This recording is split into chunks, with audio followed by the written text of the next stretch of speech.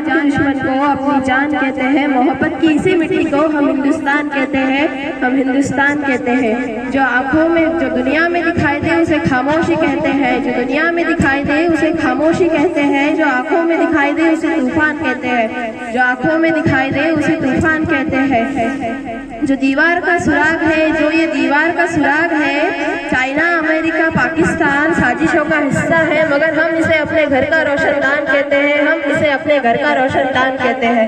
परम सम्माननीय निर्णायक मंडल के सदस्यों, सभा में उपस्थित सभी गणमान्य व्यक्ति, मैं खुशी महेंद्र पद्मने आज मैं देश प्रेम और राष्ट्र निर्माण के उपलक्ष्य में आप साझा करना चाहूंगी, आपके साथ मैं साझा करना चाहूंगी।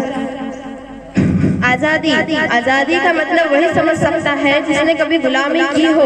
आजादी का मतलब वही समझ सकता है जिसने कभी गुलामी की हो। हम सौभाग्यशाली है कि हमने स्वतंत्र भारत में जन्म लिया है, हम सौभाग्यशाली है कि हमने स्वतंत्र भारत में जन्म लिया है। यूँ तो आजादी की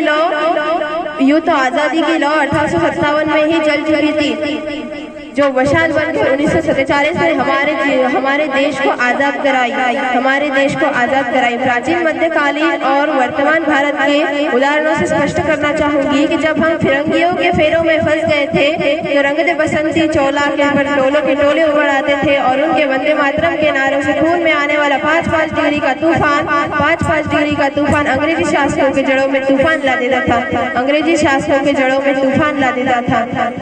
लोग मर जाते थे, मिट जाते थे, लोग मर जाते थे, मिट जाते थे, फांसी चढ़ जाते थे। वो अपनी देशभक्ति साबित कर रहे होते थे, वो अपनी देशभक्ति साबित कर रहे होते थे, क्योंकि वो उस दौर की देशभक्ति की कसौटी थी, वो उस दौर के देशभक्ति की कसौटी थी। उसके बाद 62, 65 और 71 की युद्धों में अपना सुहाग गवा देने वाली औरत जब घर के हालात ये हो जाया करते थे